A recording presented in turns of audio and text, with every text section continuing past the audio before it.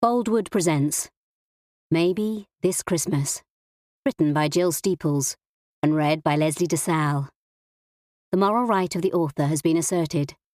This performance is owned by Boldwood. Chapter 1. Oh my God! My sister Lucy was nothing if not excitable. Rocco di Castri! She drew out each syllable, savouring them on her tongue, lingering over the contours of his name.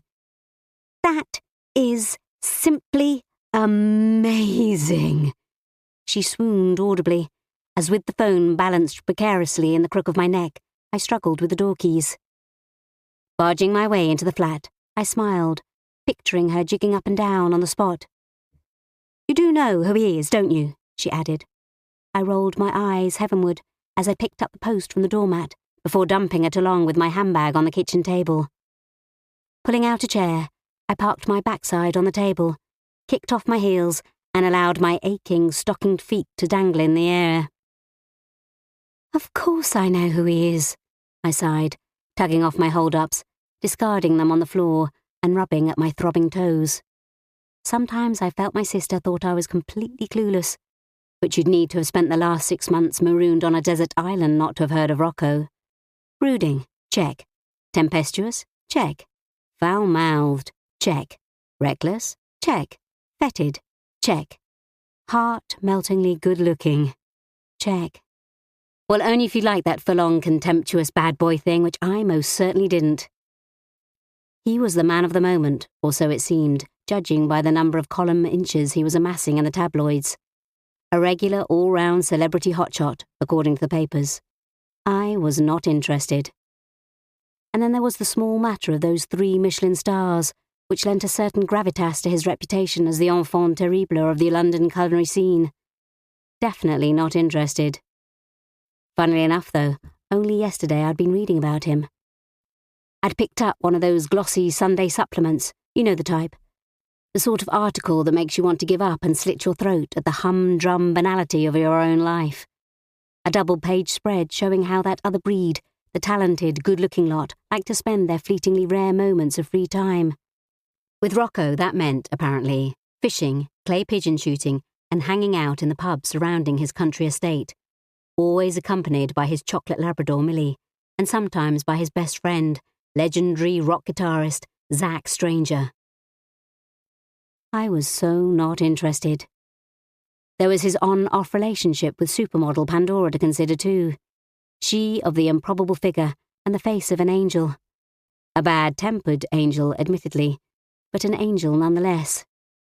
She had a fiery nature to match Rocco's, and their spats were often played out in full view of the clientele of his West End restaurant and regularly hit the headlines.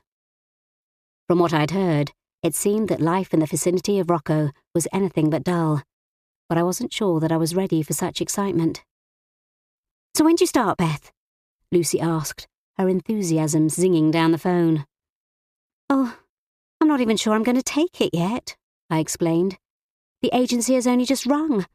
I said I'd let them know tomorrow. A whoosh of disbelief whistled down the line. Are you mad? What's there to think about? We're talking about Rocco di Castri here. The man's a bloody genius. Just imagine what fun it will be working alongside him and meeting up with all his famous chums. I shook my head. Quite frankly, that whole celebrity thing left me cold. And all that fantastic food you'll get to try out. Yum, yum! Lucy's voice raised an octave higher with every word she spoke. Food, though. Now, if anything could spark my interest, then it might be that. I managed, unconvinced. The thing is, I said, thinking aloud, I thought I might take a break. Once I'd said it, it sounded like the best idea ever. That was the whole point of me temping in the first place, so I could pick and choose my jobs. I was warming to my subject. That last contract was great, but it left me feeling completely wrung out. 12-hour days, organising the schedule of a single-minded, globe-trotting CEO. It's exhausting. Really, it felt like I hadn't had any time to myself in ages. Everything has to be done immediately, if not sooner, And most of the people I end up working for have no concept that I might have a social life of my own. I can't imagine Rocco di Castri will be any different. I paused for a moment. And besides, I have Martin to think about. Lucy made a strangulated screeching sound at the other end of the phone. No. Listen to me. You simply have to take this job. Who knows where it will lead? And Martin? Oh. She made a dismissive snorting sound. He won't mind. You know that. You've got no worries there. I suppose that was true, but there was more to it than that. For a while now, I'd had a niggling feeling about the direction my life was taking. All work and no play was making for a very boring existence. And although Martin was as supportive as ever, I sensed that something was amiss.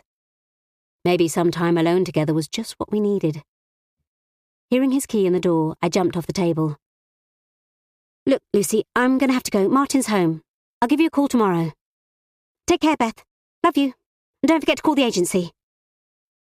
Switching my phone off with a smile, I placed it on the table before turning to greet Martin. Hello, stranger. Hello, he said, looking surprised, his eyes searching my face. I wasn't expecting you home so early. He walked past me and into the kitchen. I know, I said, following him. I thought I'd surprise you. As of 5 p.m. today, I've finished working for the investment bank and am now officially unemployed. I stretched my arms high above my head, and boy, does it feel wonderful. What, nothing fixed up for tomorrow? No, I said, deciding not to mention the offer of the job with a certain Mr. di Castri. What was the point when I had no intention of taking it? I thought I might take some time off. Really? Said Martin, sounding decidedly underwhelmed. Well, in that case, I think we should go out. There's been something I've been meaning to speak to you about for a while now. I'll book a table at Martini's and we can talk. Sitting at our usual place in the corner of the Italian trattoria felt as comfortably familiar as sitting on the sofa at home wrapped up in a duvet. We'd been coming here for years, high days and low days. It was somewhere we always returned to. The smells of garlic, onions and tomatoes wafting from the kitchen were tantalising, and sipping at a refreshing glass of Orvieto, with Tony hovering in the background in his customary attentive manner, I felt content and relaxed for the first time in a long while. Watching Martin across the table, nursing an orange juice, I noticed how tired he was looking. Wondering why I hadn't noticed earlier, I reached across for his hands. Why don't you have a proper drink? A beer, maybe, or some wine? He'd been unusually quiet all evening, toying with his pasta, observing me thoughtfully. Was he ill? Stressed? Broke, that might be it. The thought of me not bringing any money home must have tipped him over the edge. He shook his head. Beth. My name on his lips sounded as if he was saying it for the first time. He took my hands in his, looking me intently in the eyes. This isn't easy, he faltered. But you and me. Well, to be honest, that's when the alarm bells began to ring. I'm nothing if not intuitive, and I had an inkling that this was turning into one of those low days. The thing is, he went on, I think we've both known for a while now that it's not working between us. I was aware vaguely of my mouth dropping open in an unflattering manner, my wine glass wavering in front of my face. No, we hadn't, I wanted to say. We've been bumbling along, he continued. Good mates and all that, but neither of us is happy, not really. We both deserve more, don't we? He tilted his head to one side, and I was able to examine his face, so achingly familiar. The intelligent eyes, the smattering of freckles on the bridge of his nose, his hair escaping in random strands round his ears, and yet tonight, it was like seeing him for the first time. My heart skipped a beat.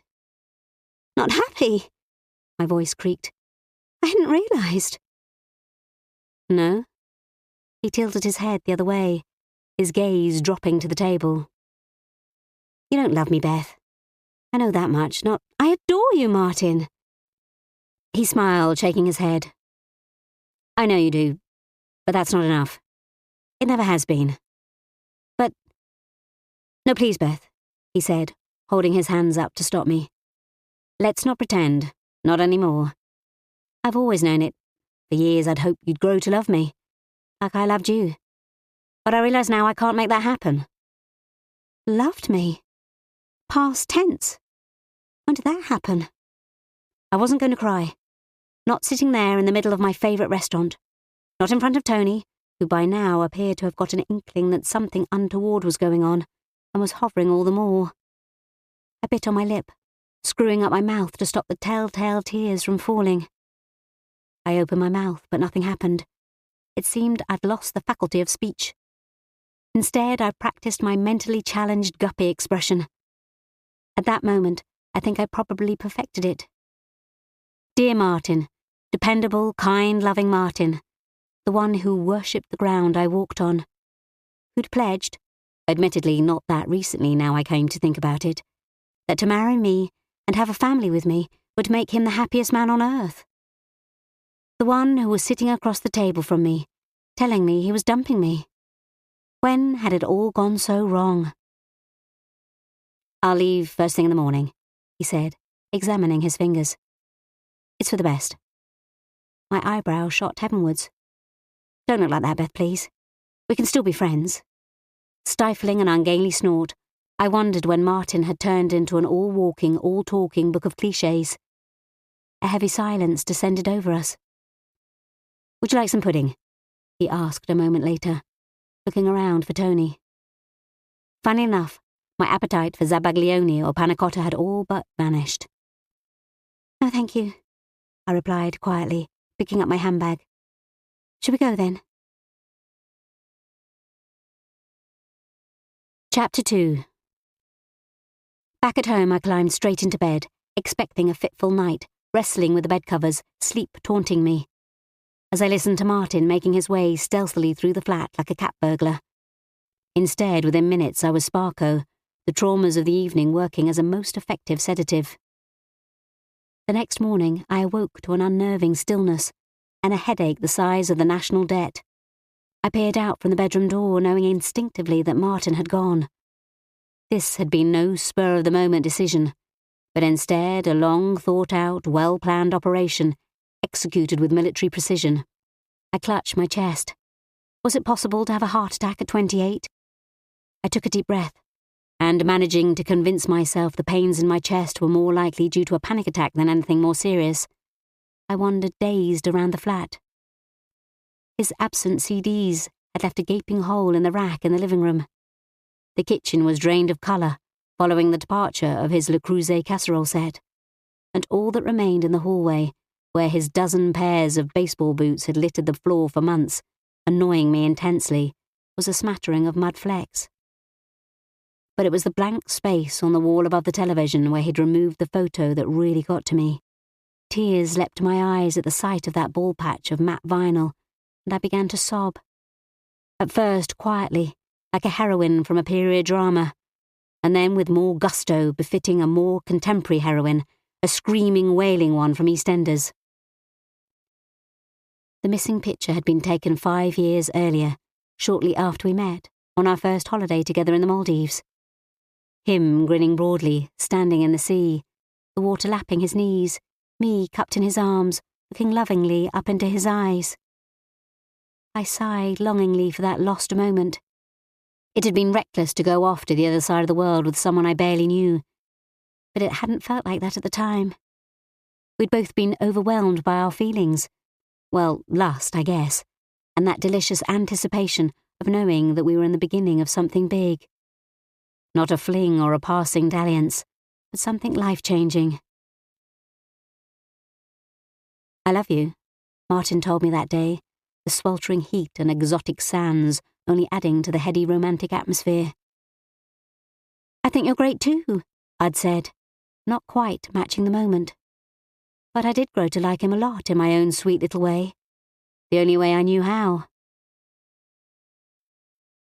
I sometimes think you're just keeping your options open, waiting in case something better may turn up, he told me some months later. Ouch. It wasn't true. Although I knew my inability to match Martin's depth of emotion was a stumbling block, but not for one moment did I imagine he would up and leave. Not in a million years. The one thing that was a constant in my life, an absolute certainty, was that Martin loved me and would always be there for me. Only now he wasn't. I slumped onto the sofa, feeling sorry for myself, and zapped on the telly to find a bevy of lithe lovelies and bronzed hunks strutting around on a repeat showing of Love Island. As if I wasn't feeling bad enough about myself, a bikini-clad girl was yelling accusations at a gorgeous guy who was protesting his innocence. Ordinarily, I'd have been enthralled, but I had my own problems to consider now. I had no boyfriend, no job, and I'd been abandoned by my parents who, weeks earlier, had told me they were quitting their jobs to take up their gap year travelling the world. Where were they when I needed them? Probably on a beach in Thailand somewhere, acting like a couple of love-sick teenagers. I was sobbing noisily into my tissue when the doorbell rang, and I heard my sister's cheerful voice calling through the letterbox. "It's only me, sweetie. Come on, let me in." Thank goodness for Lucy, I thought, sniffing my way to the door, tissues falling to the floor in my wake. "Good grief, look at the state of you," she said, throwing her arms around me. Snatching a glance in the mirror over her shoulder, I could see what she meant. My eyes were red and puffy, and last night's makeup was smeared in an unsightly mess over my cheeks. "He's left me," I blurted, the tears falling again. "I know," she said, as if I just told her I had cereal for breakfast. "He phoned me first thing this morning, said you'd probably be in need of a friendly ear. Ugh, how dare he be so considerate at a moment like this? He was meant to act like a cruel, heartless bastard. Sadly, though, that had never been his style." "I can't believe it," I said, collapsing into a heap back onto the sofa after the exertion of opening the door. "I thought he loved me." "He did. I think he probably still does. But you have to admit it wasn't the great love affair of the century. You were just treading water. I think you have to admire him really for what he's done, making the decision. Somebody had to do it, and it wasn't going to be you." She helped herself to a chocolate from an opened box on my coffee table. How could she eat at a time like this? She has a heartless streak, my sister. "But it could have gone somewhere one day," I said, wondering if I'd blown any chance of a future featuring a husband and family. "Get real, Beth. You had 5 years together, and not once did I hear you say how much you loved him. I'm not being unkind, but I sometimes think you were with him just because he made life so easy for you. Loved you, looked out for you, put the bins out for you. To be honest, I think Martin's done you and him a massive favour." So much for sisterly support. "But no one will ever love me like he did." My shoulders shook as the tears ran down my cheeks. "Well, don't be ridiculous," said Lucy, throwing me a fresh pack of tissues from her handbag. "I'll make us both a cup of coffee, and then I really must go. I've told work I needed an emergency dental appointment, so I can't be that long." As Lucy busied herself in the kitchen, opening and closing the cupboards noisily, rattling mugs and spoons, I looked across at the telly, where the poor girl from Love Island was sobbing her heart out. She was having a rough time of it too, when the object of her affections was clearly a two-timing love rat. Maybe things could have been worse for me after all, I told myself. The landline rang, just as Lucy came back into the room with the mugs. "It might be Martin," I said, jumping up to reach it. "You're in no fit state to talk to anyone," she said, handing me the mugs and grabbing the handset in return. "Let me speak to whoever it is."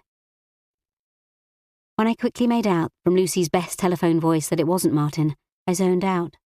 My attention drifted back to the television and the poor, heartbroken girl. Knowing exactly how she felt, I was only vaguely aware of Lucy's conversation in the background. "Sarah? Oh, hello. Yes, of course." I did wonder who might be calling my flat to speak to my sister at 9:30 on a Thursday morning, but then I wasn't really up to any mental gymnastics. "Uh-huh. Yes, that's right. Today? Of course. 3 o'clock then. Don't worry, I'll be there, many thanks." "Who's that?" I mumbled when she hung up, my gaze still fixed on the television screen. At least she had the decency to look a little sheepish. "The agency? About that job with Rocco di Castri?" Oh, God, I'd forgotten all about them. "Well, they just assumed they were talking to you." She smiled sweetly, shrugging her shoulders. "You need to be at his restaurant, Rocco's, for 3 p.m. this afternoon, sharp. Whatever you do, Don't be late. Apparently he can't abide that in his staff. What? I said, pulling my dressing gown tight around me and folding my arms crossly. Please don't tell me you said I'll take the job. She nodded, sipping at her coffee. Well, it's not as if you've got anything better to do. Besides, you'll be paying the rent on this place on your own now, so you'll need the dosh. I sobbed at her heartlessness.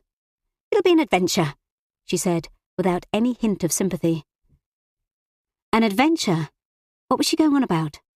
She looked me up and down, taking in the grubby toweling bathrobe and my blotchy face and unwashed hair, which was currently sticking out at all angles.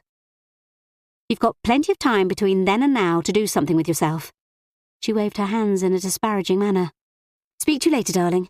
You can tell me all about it, she called as she let herself out of the flat. Fat chance, I muttered beneath my breath. Sighing heavily, I cursed Lucy for dropping me in it so thoroughly. What had she been thinking? I had every mind to pick up the phone there and then and tell the agency there'd been a mistake. But then again, as Lucy had said, I didn't have anything better to do other than mope around the flat feeling sorry for myself. And surely working for Rocco di Castri couldn't make me feel any worse than I already did, could it? Chapter 3. Some hours later, sitting in the plush foyer of one of London's most exclusive restaurants, I had to admit to feeling marginally better. I mean, it was hardly the place to sit and blubber, even if that was exactly what I felt like doing. It would have been distasteful and lowered the tone. Had it been left to me, though, I'd still have been buried under a duvet, nursing my wounded pride, but I hadn't counted on Lucy's dogged persistence in getting me up and out the front door. At half-hourly intervals she rang. Have you got in that shower yet? Then, you do know where you're going, don't you? Followed by, wear your pinstripe skirt suit with your heels, you look good in that. And finally, and for goodness sake, don't be late. With Lucy on my case, I didn't stand a chance. But she needn't have worried on the punctuality front. Lateness is one of my pet hates too, so at least Rocco and I would have something in common.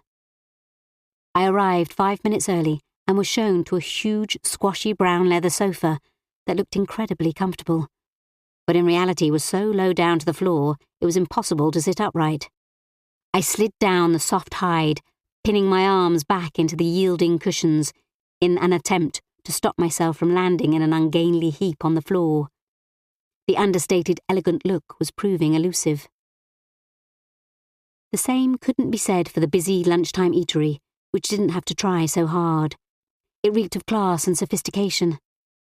From the outside it was unremarkable, a brick-clad building with a double-fronted bronzed window tucked away down a cobbled mews street in the heart of Chelsea. The only clue to its identity, the gold lettering of the chef's name etched into the doors. Inside it was effortlessly stylish, an eclectic mix of oak and leather with a blend of antique and contemporary furniture, bright canvas prints decorating the wall and single orchids lending a dash of colour to the linen tablecloths. From my vantage point at the front of the restaurant, I could easily survey the clientele. I spotted Mark Burton, the morning TV presenter, deep in conversation with a lady companion, and Rafe Jennings, the showbiz editor on one of the tabloids, enjoying a joke. But mainly it was city types in designer suits, media darlings, and expensively clad ladies who were lunching. Oh, how the other half lived. One day, I told myself. The smells emanating from the kitchen and the chink of cutlery of the diners enjoying their haute cuisine reminded me I was starving. Breakfast hadn't got a look in due to my broken heart, and now my stomach was gurgling in protest. I had a feeling I might be one of those people who turn to comfort food in times of crisis. Wondering if they could rustle me up a bowl of cornflakes, I glanced at my watch. 35 minutes and waiting. So much for Mr. di Castri being a stickler for punctuality. It obviously didn't extend to keeping other people waiting. But then again, from what I'd heard, Rocco was a law unto himself. Did I really need to work for a volatile control freak in my vulnerable condition? I'd heard he expected nothing less than perfection from his team of chefs, and it wasn't unknown for him to reduce his staff to tears, ordering them off the premises if he felt they hadn't worked to his impossibly high standards. And it wasn't only the kitchen staff who felt the wrath of his tongue. The restaurant got through waitresses by the coachload. Although if you believed what you read in the papers, that may have had something to do with Rocco's habit of wooing the poor girls into bed before he carelessly disposed of them.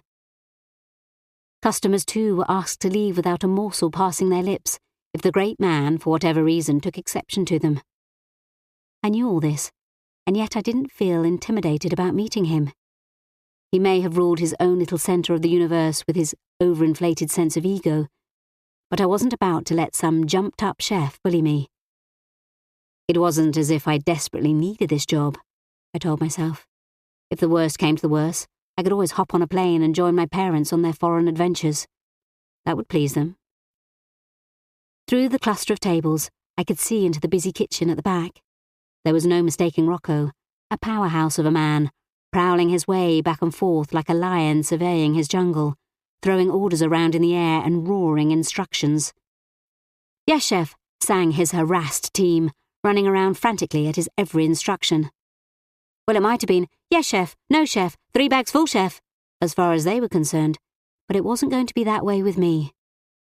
45 minutes was long enough to wait for anyone. If I wanted to feel neglected and humiliated, I could quite happily do that in the privacy of my home. I was just reaching for my handbag and attempting to prise myself out of the sofa when I became aware of the dark shadow that fell across me. I looked up to see a pair of the most intense bedtime eyes boring into me.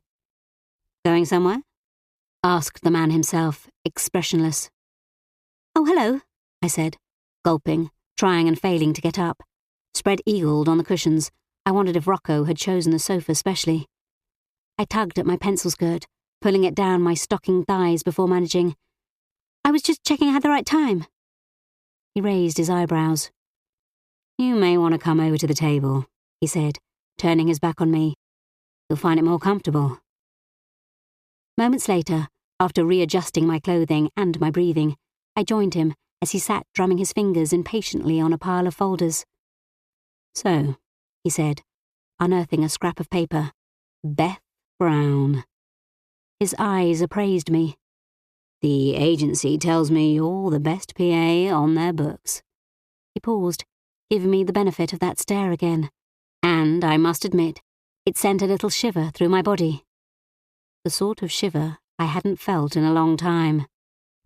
"I bloody well hope so," he continued. "I need someone who's going to sort out all this crap." He lifted up the pile of papers and let them fall in a heap.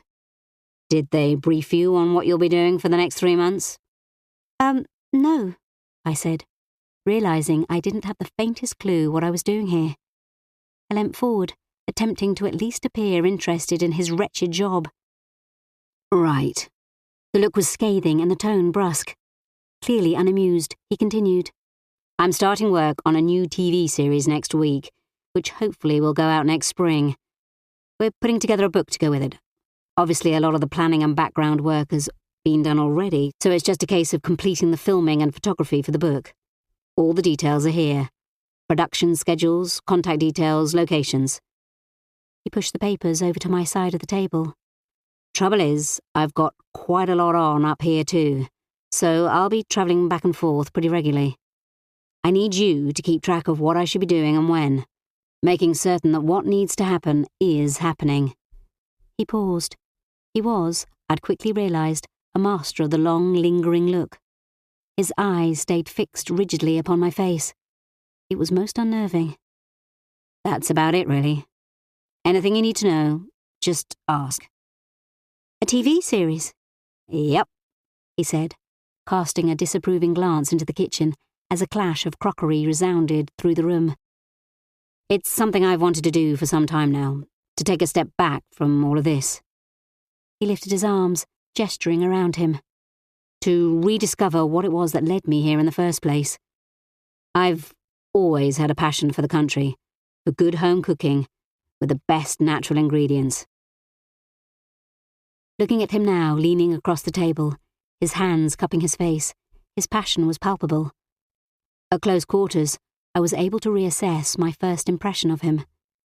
The resemblance to a wild animal was still there, but the hungry look in his eyes, the colour of liquid chocolate, reminded me more of a wolf than a lion. His hair, a mop of unruly mocha curls with an occasional flash of steel, was contained within a white bandana, and the brilliant white of his chef's top accentuated his bronzed arms. I'd heard about his compelling magnetism and dismissed it without a thought. But up close and personal, I had to admit there might be something in it after all. I want to show people that good food isn't all about Michelin star restaurants. It's about knocking up decent, good quality meals in your own kitchen. Do you know how to make the perfect omelette, Beth? Or where to pick wild mushrooms to serve on toast? I'd been asked all sorts of questions at interviews before, but I had to admit he had me stumped with that one. Exactly, he said, thrusting a finger my way. That's what this series will be about. He paused, and his eyes didn't leave my face for a moment. I wondered what he was thinking. Was he weighing up my evident lack of culinary skills, or perhaps deciding I wasn't up to the job of being his PA? I had no qualms on that front. I'd worked for some tricky customers in my time, and was certain I could handle the likes of Rocco. Good, he said suddenly. We'll get down there for Monday morning then, and plan to start filming on Tuesday. Right. Where's all this happening? I asked, imagining we would be based at a TV studio in town somewhere. Metlesham, he said. That was his country estate. I'd seen photos of it in that article I'd read. I've a small cottage there. We'll be doing some of the filming there, but most of it will be done aboard the boat. His gaze left my face for a moment and drifted around the restaurant. I watched it go. Boat, I blurted, surprised by my own reaction. I could feel the beat of my heart increasing and the blood rushing to my cheeks. Nobody said anything about a boat. I'm very sorry, Mr. Rocco, he interrupted, his eyes fixed hard upon me again. Rocco, I steadied my quavering voice. But had I known a boat was involved, I wouldn't have agreed to the job in the first place. I'm afraid I'm a terrible sailor. I once had an awful crossing over the Irish Sea to the Isle of Man, and it put me off boats for life. His eyes flared dangerously, and then something magical happened. A hint of a smile flickered at the corners of his mouth, softening his whole face. He folded his arms across his chest and leant back in his chair.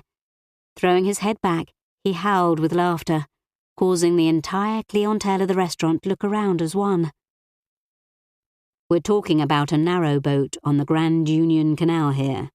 It's not exactly the high seas, but tell you what, if it gets too choppy, you can always get off and walk along the towpath. How does that sound? Oh, I see, I said, feeling desperately foolish, the hint of colour in my cheeks now a full-blown mask of embarrassment. Yes, of course, I said, trying to regain a modicum of dignity. That sounds absolutely fine. He shook his head, smiling, and I wished he hadn't, because as he did, it had the most devastating effect, sending a ripple of anticipation through my entire body. You can do it in about an hour and a half from town if you get a good run, but there'll be lots of early starts and late finishes, so it makes more sense for you to stay up there if that's okay with you. There's plenty of space at the cottage, and I won't be around for most of the time. You'll have the place to yourself. After the events of the last 24 hours, maybe being stranded in the depths of the Buckinghamshire countryside wasn't such a bad thing after all. Of course, you'll be paid hourly through the agency, so you won't be out of pocket in any way. I'm assuming you haven't got any kids that you'll need to rush home to. No, I confirmed. Rocco clearly wasn't up to speed on the legal implications of asking me this question, but I let it slide. No elderly infirm parents who need your attention? I shook my head. He paused, his eyes glinting dangerously. And no possessive boyfriends wanting to kick my lights in.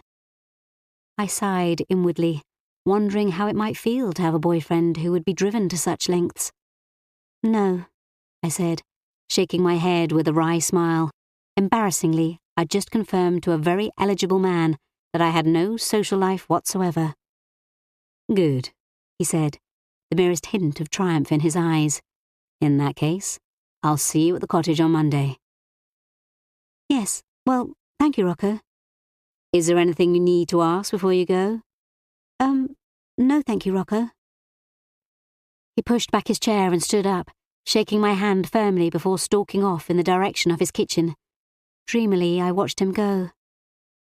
"Oh, and Miss Brown," I could imagine him saying, "would you like me to take you in my arms and shower you with tiny kisses?" "Oh, 3 bags full, Rocco." Chapter 4.